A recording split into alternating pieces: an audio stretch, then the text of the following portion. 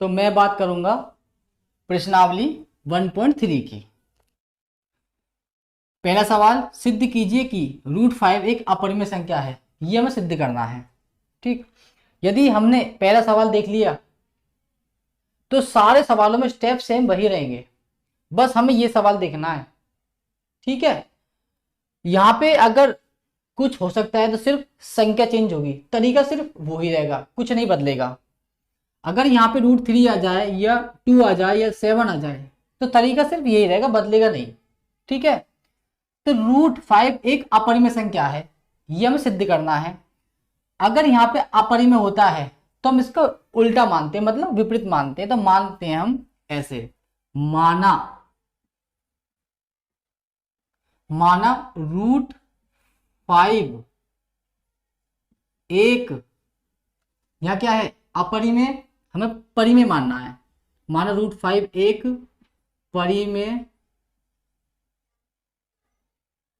परिमेय संख्या है। ठीक है, ये हमें मानना है। ठीक, जब ये √5 एक परिमेय संख्या है तो हम इसको ऐसे लिखेंगे, √5 एक परिमेय संख्या है और परिमेय संख्या जो लिखी जाती है हमारी P/Q के रूप में लिखी जाती है। ये मैं नहीं कह रहा, ये गणित कहती है हमारी। ठीक, इसकी कंडीशन होती है कि Q का मान बस 0 ना होना चाहिए, बाकी कुछ भी हो चल जाएगा, सब झेल लेंगे, लेकिन इसको नहीं झेलेंगे। अगर Q का मान 0 हो जाएगा इसका मतलब है कि ये संख्या परिमेय नहीं हो सकती है। ये बात ध्यान रखो बस। तो Q का मान 0 नहीं होना चाहिए, बस बाकी कुछ भी हो सब झेल लेंगे हम। एक और कंडीशन होती है इसकी कि इन दोनों का HCF, इन दोनों का HCF, किन दोनों का, P और Q का। तो P, Q का जो HCF होना चाहिए ना वो 1 होना चाहिए। तो HCF इसका 1 हो गया। अब आगे चलते हैं। जिसका कोई नहीं होता उसका भगवान होता है, इसका मतलब इसका कोई नहीं है नीचे बटे में तो इसका 1 होगा, भगवान ही समझ लो इसको। अब यहां से हम इससे हम P की वैल्यू निकालते हैं, यहां से P की वैल्यू। तो देखो P की मल्टीप्लाई में इधर 1 में करूंगा तो P हो जाएगा बराबर, Q की मैं इसमें करूंगा तो √5 और Q हो जाएगा। ठीक है, हर एक स्टेप को ध्यान से देखना है, सवाल में कुछ नहीं है। ठीक, उसके बाद हम क्या करेंगे, ये P की वैल्यू आ गई, हम दोनों साइड वर्क करेंगे, दोनों साइड वर्क करेंगे। हर एक सवाल में वैसा ही करना है, सिर्फ संख्या चेंज आएगी पेपर में, या तो 5 दे देगा या 3 दे देगा या 2 या 7, तरीके यही अपनाना है। जैसे P की वैल्यू आ जाए तुरंत वर्क कर देना। तो यहां लिखना है दोनों तरफ वर्ग करने पर। ठीक, अब हम वर्क करेंगे दोनों तरफ। जब हम इसका वर्क करेंगे P² हो जाएगा, इसका वर्क करेंगे, इसका वर्क करेंगे, देखो √5 और Q है, √5 और Q है, इसका हमें वर्क करना है। भाई इसका तो वर्क हमने कर दिया, इसका करना है। तो इसका में जब वर्क करेंगे ना, देखो ये Q है, ये 5 है, जब इसका वर्क करेंगे तो ये तक Q की पावर 2 ही आ जाएगा। लेकिन जब इसका वर्क करेंगे ना हम, इसका, तो संख्या पे से रूट होता है ना, ये हट जाता है, हम वर्क करते हैं तो किसी का भी, तो वो समझाऊंगा अभी। तो हम इसका वर्क करेंगे तो यहाँ से रूट हट जाएगा और 5 आ जाएगा। तो जब हमने इसका वर्क करा ना, इस कवाड़े का वर्क करा, तो ये आ जाएगा 5Q की पावर 2। अब देखो जैसे मान लो ये है √7 का हम वर्क करूंगा। ठीक, तो ये जो होता है ना वर्ग, इस रूट को काट देता है, क्या आया 7। और देखो रूट मानो 5 है, इसका वर्क करता हूं, इससे ही कट जाएगा, बचेगा कितना 5। तो इस पूरे का वर्क करेंगे हम, इस पूरे का यदि हम वर्क करेंगे पूरे का, तो देखो जब इसका वर्क करूंगा मैं तो 5 आ जाएगा, ये आ गया। Q का वर्क करूंगा तो Q² हो जाएगा। बस इतना ही तो करना है, हो गया। अब हम क्या करेंगे, कोई भी संख्या, जैसे मान लो कोई भी चर पद है, ये चर है, Q हो, A हो, B हो, कुछ भी हो, ये इसके गुणा में है। जब ये गुणा में है बराबर से हम इसको इधर लेके आएंगे ना, तो बटे पहुंच जाएगी, तो क्या करेगी, इसको विभाजित करेगी, 5p² को विभाजित करेगी, मतलब भाग लगाएगी इसमें, इसको काटेगी।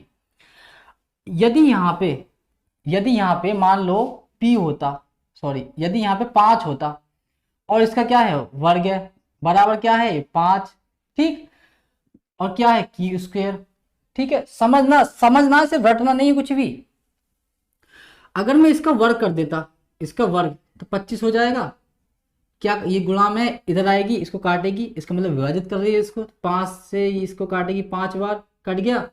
और देखो अगर यहाँ पे ये स्क्वायर नहीं होता, अब p की वैल्यू 5 होती, p की वैल्यू 5 बराबर कितना है 5 और q², तब भी तो इसको विभाजित करेगी भाई, सेम संख्या सेम को काट सकती है ना एक बार, तब भी विभाजित करेगी। इसका मतलब समझो, अब मैं मिटा रहा हूं इसको, इसका मतलब समझो कि 5p² को विभाजित करेगी या करती है, तो इसका मतलब 5p को विभाजित करेगी, यही मैंने समझाया तुम्हें, ठीक है। 5p² को विभाजित कर सकती है, तो 5p को विभाजित नहीं कर सकती, क्या कर सकती है ना, तो वही बात यहाँ पे लिखनी है, बस यहाँ लिखनी है, जहां p² 5 से विभाजित है, जहां p²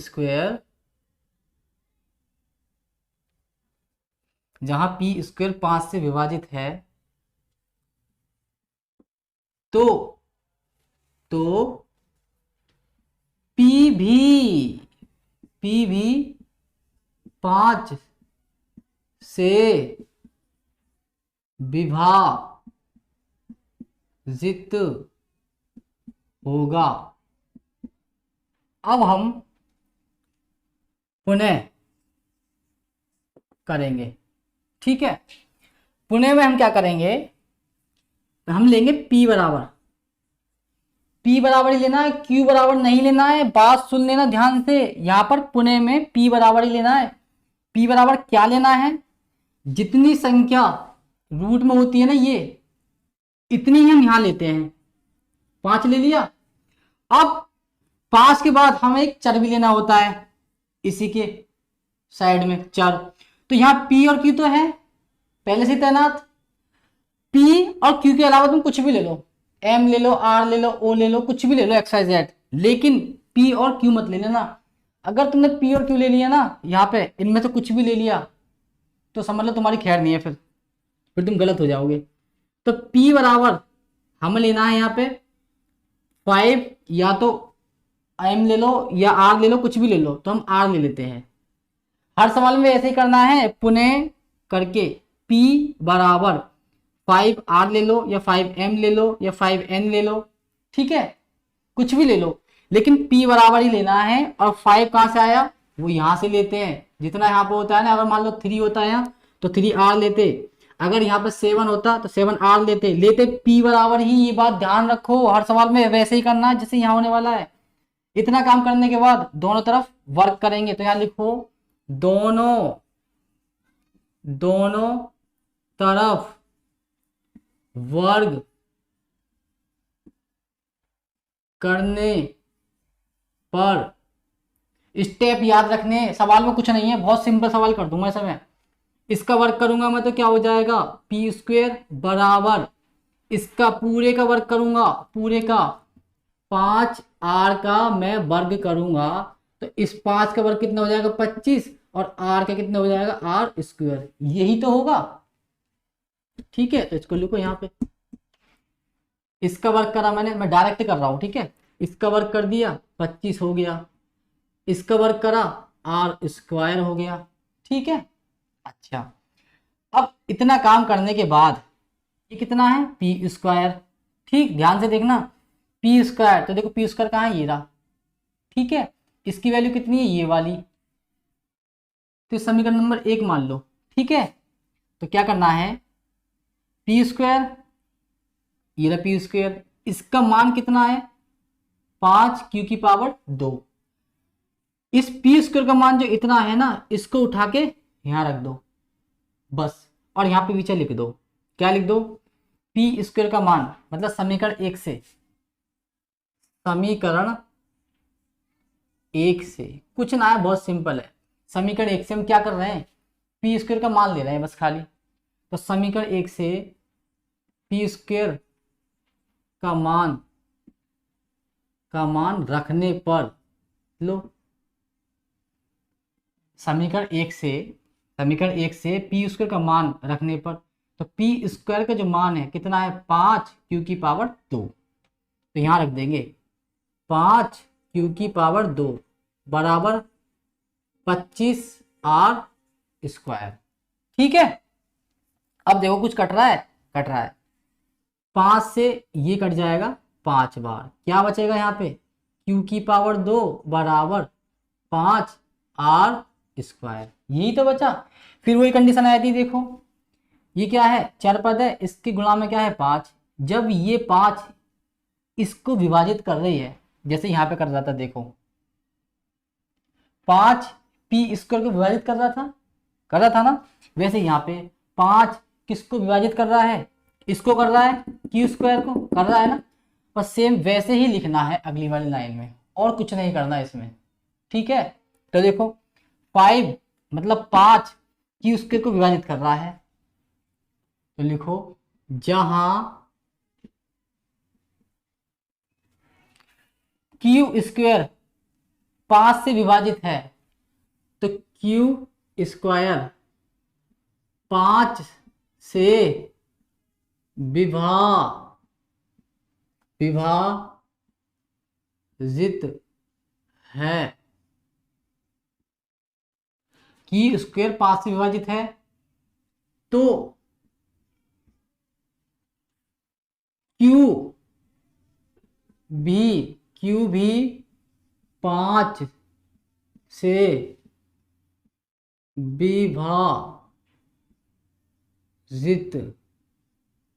होगा। मैं पहले बता चुका हूं, समझा चुका हूं अच्छी तरीके से। ठीक है। सेम वैसा ही लिखना है, सेम, बस यहाँ क्या है, क्यू स्क्वायर है, यहाँ पी स्क्वायर है, बस इतना ही अंतर है। सेम वैसा है जैसे यहाँ पे था, सेम वैसा ही लिखना है। क्यू स्क्वायर 5 से विभाजित है, तो क्यू भी 5 से विभाजित होगा। इतना लिखने के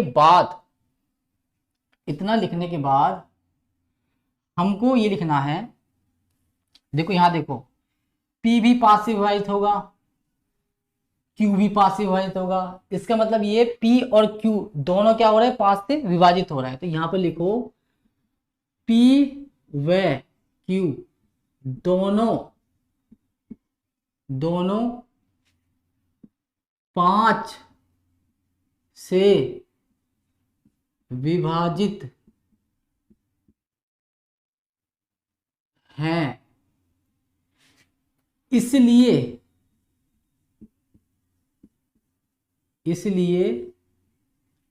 भाई दोनों 5 से विभाजित है, इसलिए इन दोनों का जो HCF होगा, HCF किनका, P और Q का, P, Q का जो HCF होगा वो 5 होगा। ये मैं नहीं कह रहा, क्वेश्चन खुद बता रहा है हमको, जो हमने हल करा है। ठीक है। तो P व Q दोनों 5 से विभाजित हैं, इसलिए HCF P और Q का 5 होगा। जब 5 HCF होगा, ठीक, तो क्या होगा, परिमेय संख्या तो हमारी नहीं हो सकती। परिमेय संख्या की कंडीशन ये होती है जब HCF 1 आए, तभी तो परिमेय संख्या हो सकती है। लेकिन यहां तो P और Q का HCF 5 आ रहा है, तो परिमेय संख्या नहीं हो सकती है। इसका मतलब क्या है, हमारी जो अवधारणा है, हमें लिखना पड़ेगा, हमारी अवधारणा विरोधाभास है या गलत है, बात एक ही है। हमारी अवधारणा गलत है, हमारी अवधारणा गलत है, इसलिए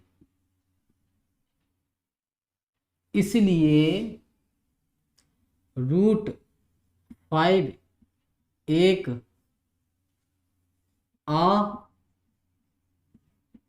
परिमेय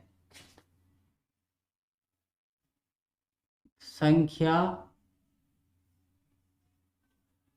है आंसर। अब क्वेश्चन नंबर 2, सिद्ध कीजिए कि 3+2√5 एक अपरिमेय संख्या है। यहां पे अपरिमेय हो, हमको परिमेय मानना है इसको, तो माना 3+2√5 एक, इसके विपरीत मानते हैं, यहाँ पे अपरिमेय तो इसका परिमेय मानेंगे, ठीक है। तो माना ये एक परिमेय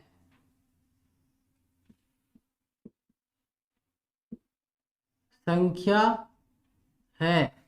हर एक सवाल में ऐसे ही मानना है, इसके विपरीत अपरिमेय परिमेय मानना है हर सवाल में, कुछ भी नहीं चेंज करूंगा मैं, ठीक है। तो माना इसको एक परिमेय संख्या है, ठीक। जब ये परिमेय संख्या है 3+2√5, इससे पहले सवाल में मैंने बताया था, जब ये परिमेय संख्या है और परिमेय संख्या को लिखते हैं किस रूप में लिखते हैं, P/Q के रूप में लिखते हैं। शर्त होती है यहाँ पे कि Q का मान है ना, Q का मान भाई 0 नहीं होना चाहिए, बस Q का मान 0 नहीं होना चाहिए, बाकी तो हम झेल लेंगे लेकिन इसको नहीं झेलेंगे। और HCF P और Q का वो 1 ही होना चाहिए बस, ठीक। कंडीशन होती है इसकी ये दोनों। तो ये संख्या जब हमने परिमेय मानी और परिमेय संख्या को हम इस रूप में लिखते हैं, कंडीशन ये होती है कि Q का मान 0 नहीं होना चाहिए, बाकी कुछ भी हो हम पे फर्क नहीं पड़ेगा, और HCF 1 ही होना चाहिए। अब इधर से हम रूट वाली संख्या की वैल्यू निकालते हैं सिर्फ, तो इसको हम रोक लेंगे, बाकी सब कबाड़े को इधर भेज देंगे, मतलब इधर इसको रोकेंगे, बाकी कबाड़े को एक तरफ। तो इसको रोको, √5 बराबर P/Q, ठीक। अच्छा ये कितना है, +3 बराबर से उधर लेके जाएंगे, मतलब इधर बराबर से इधर है +3, इधर लेके आएंगे तो ये -3 हो जाएगा, ठीक है। बचा यहाँ पे क्या, ये 2√5, ठीक है, ये बचा यहाँ पे। हमको चाहिए सिर्फ ये, तो ये इसके गुणा में दो, जब ये गुणा में है बराबर से इसको इधर फेंकेंगे तो नीचे पहुंच जाएगा ये। तो ऐसे लिखेंगे √5 बराबर P/Q -3 बटे, इन सबके बटे ये वाला 2 आ जाएगा नीचे, ठीक है। ये संख्या हमारी कैसी है, अपरिमेय। रूट के अंदर जितनी भी अभाज्य संख्याएं होती हैं वो सब अपरिमेय होती है। ये संख्या हमारी अपरिमेय और ये परिमेय। किसी भी परिमेय संख्या में अगर हम कोई संख्या घटाएं या जोड़ें या भाग करें या गुणा करें, वो परिमेय संख्या ही रहती है। ये बात ध्यान से सुनो भाई, ये हमारी परिमेय संख्या है जो हमने मानी थी, ठीक है। ये हमारी परिमेय संख्या है, और परिमेय संख्या में हम कोई भी संख्या या तो घटा दें या कोई भी जोड़ दें या किसी की भी गुणा करें या किसी का भी भाग करें, वो परिमेय संख्या ही रहती है। ये रूल है मैथ के। तो ये परिमेय संख्या थी, 3 घटाया ये वाला घट गया, अब क्या है, ये गुणा में था तो ये नीचे आ गया, तो भाग भी हो रहा है, तो पहले घटाया फिर भाग भी करा, तो ये परिमेय जो संख्या है ना ये परिमेय ही रहेगी। तो ये हमारी अपरिमेय और ये हमारी परिमेय, ये आपस में कभी जिंदगी बराबर नहीं हो सकती। तो यहाँ पे लिखना है अतः √5 एक अपरिमेय संख्या है, अपरिमेय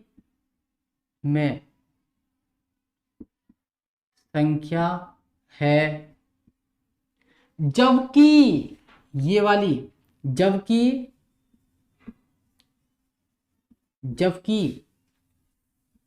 P/Q -3 और पूरे के बटे 2 एक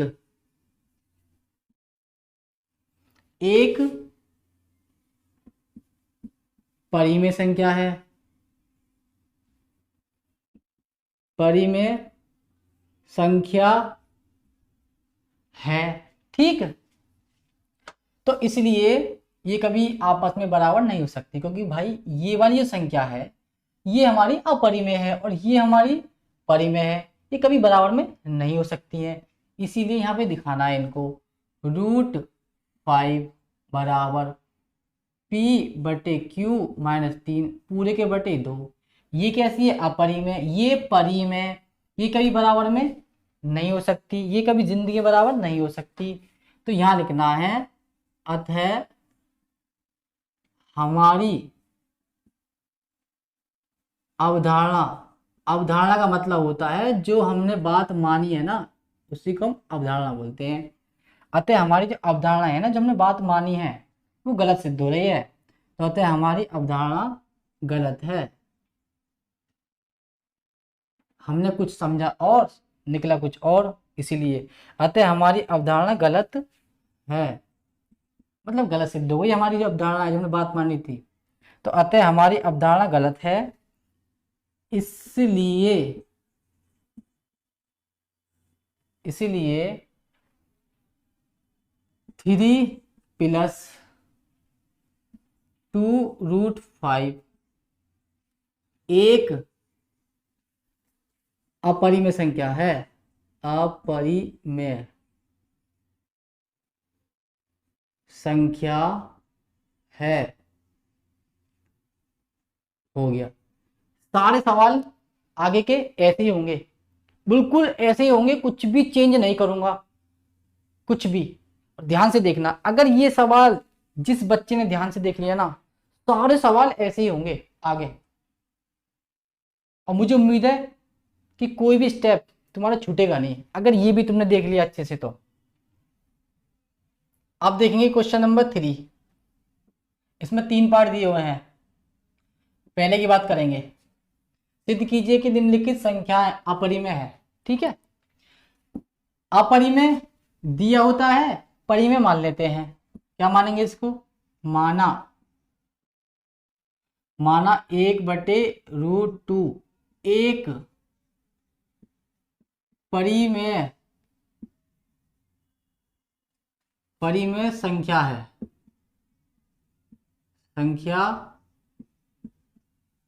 ठीक। जब ये परिमेय संख्या है 1/2, तो ये किसके रूप में लिखी जाती है? P/Q के रूप में लिखी जाती है। शर्त क्या होती है? Q का मान 0 नहीं होना चाहिए, बाकी सब झेल लेंगे हम। और HCF P और Q का जो HCF होना चाहिए वो 1 होना चाहिए। ठीक, ये कंडीशन होती है। मैंने बताया था पिछले क्वेश्चन में, रूट को एक तरफ, बाकी सवाल कवाले को एक तरफ। तो रूट वाली संख्या एक तरफ करनी है, बाकी कवाले को सब एक तरफ करना है। अब ये रूट जो है, ये भाई हम क्रॉस पहले मल्टीप्लाई करेंगे इसकी इसमें, यानी P की इसमें करेंगे तो हो जाएगा √2P बराबर Q की 1 में करेंगे तो Q हो जाएगा। यहां से हम किसकी वैल्यू निकालेंगे? रूट वाली संख्या की, तो इसकी वैल्यू निकालेंगे तो हो जाएगा √2 तो ही रहने दो, क्या है Q, ये गुणा में P, बटी में जाएगा। ये लो, लिख दो वही फिर जो पिछले बार लिखा था पिछले क्वेश्चन में। ये संख्या होती है हमारी, जो रूट के अंदर जो संख्या होती है अभाज्य, अपरिमेय संख्या होगी और ये परिमेय संख्या होगी, दोनों आपस में कई बराबर नहीं हो सकती हैं। तो यही बात यहाँ पे लिखनी है। अतः √2 एक अपरिमेय संख्या है, जबकि रटना कुछ नहीं है, जबकि Q/P एक परिमेय संख्या है। ठीक है, लिख दिया। अच्छा, जब ये हमारी अपरिमेय संख्या है और Q/P एक परिमेय संख्या है, ये जिंदगी में आपस में बराबर नहीं हो सकती हैं। ठीक, फिर क्या लिखोगे? अतः हमारी अवधारणा अतः हमारी अवधारणा गलत है, इसलिए इसलिए 1/√2 1/√2 एक अपरिमेय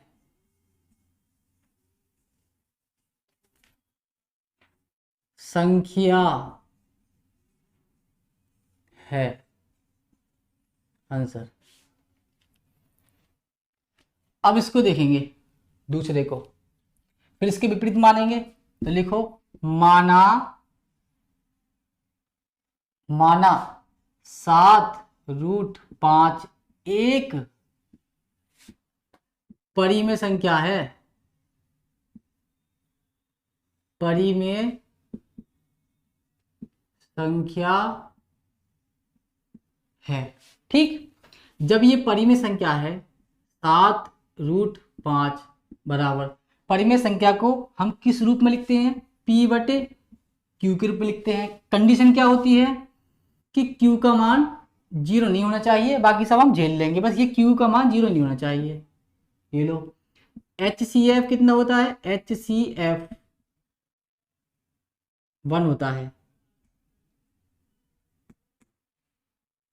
P और Q का जो HCF होता है वो 1 होता है। ठीक, अब मैंने बताया था जो रूट में जो संख्या होती है, जो रूट, उसको एक तरफ, बाकी कवाड़े को एक तरफ, तो इसको रोक लो। √5 बराबर कितना है? P/Q। ठीक भाई, ये जो संख्या है इसकी गुणा में क्या है? 7। ये कहाँ जाएगी? नीचे। बराबर से पक्षांतर करने में जब कोई संख्या गुणा में होती है तो वो बटे में आ जाती है, तो ये पहुंच जाएगा बटे में, तो ये आ जाएगी यहाँ 7। ठीक, मैंने बताया था ये हमारी परिमेय संख्या है, और परिमेय संख्या में किसी की भी गुणा करो या किसी का भी भाग करो या किसी को जोड़ो किसी को घटाओ, उस पर कोई प्रभाव नहीं पड़ता है, वो परिमेय संख्या ही रहती है। तो ये परिमेय संख्या और ये अपरिमेय संख्या कभी जिंदगी में बराबर नहीं हो सकती हैं। तो लिखो यहाँ पे, अतः √5 एक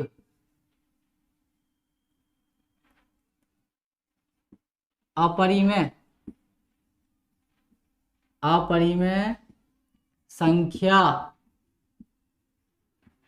है, जबकि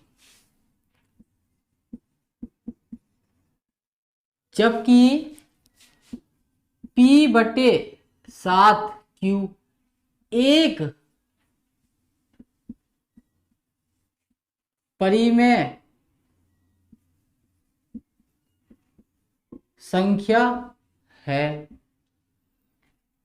ये परिमेय कभी बराबर नहीं हो सकती हैं। तो √5 बराबर P/7Q कभी जिंदगी में बराबर नहीं हो सकती हैं। तो लिखो अतः हमारी अवधारणा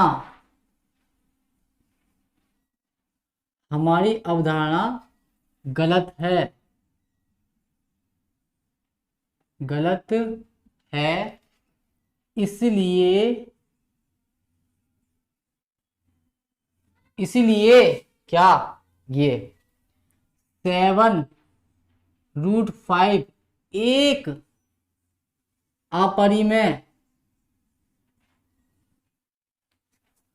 अपरिमेय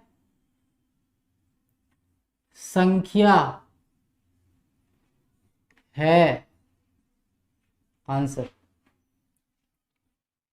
अब क्वेश्चन नंबर ये वाला, ठीक है, वही बात फिर, माना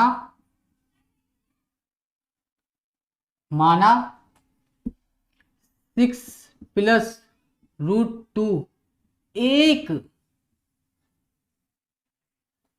परिमेय संख्या है। उल्टा मानते हैं, परिमेय संख्या है। ठीक है, अपरिमेय बोल रहा है, उसको उल्टा मानेंगे यहाँ पे परिमेय संख्या। ठीक, जब ये हमारी परिमेय संख्या है 6 प्लस रूट 2 बराबर, इसको हम किसको, परिमेय संख्या को हम p बटे q के रूप में लिखते हैं। शर्त क्या होती है हमारी कि q का मान है ना वो 0 ना होना चाहिए, बाकी हम सब झेल लेंगे कुछ भी हो। और HCF किनका, p और q का कितना होना चाहिए, 1 होना चाहिए, ये कंडीशन होती है। ठीक, मैंने बताया था रूट जो होता है, रूट वाली संख्या होती है उसको एक तरफ, बाकी सारे कवाड़े को एक तरफ, तो इसको तो यही रहने दो, रूट 2 को बराबर कितना है p बटे q, ये प्लस के 6, जब बराबर से पल्ली तरफ भगाएंगे इसको, ये माइनस में हो जाएगा 6। मैंने बताया था किसी भी परिमेय संख्या को या तो घटाओ उसमें से, या उसको जोड़ो, या मल्टीप्लाई करो मतलब गुणा करो, या भाग करो, वो परिमेय संख्या ही रहेगी। ठीक है, अब ये जो संख्या है हमारी अपरिमेय है और ये परिमेय है, कभी जिंदगी बराबर नहीं हो सकती हैं, तो लिखो अतः रूट 2 एक अपरिमेय संख्या है, जबकि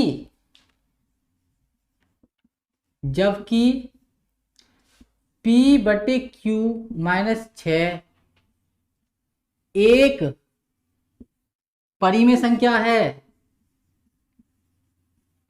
परिमेय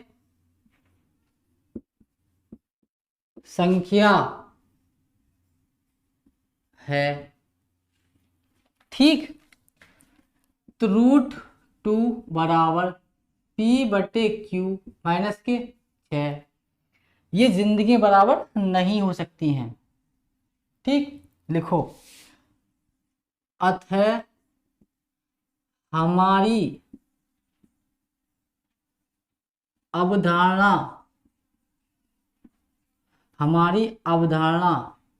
गलत है, इसलिए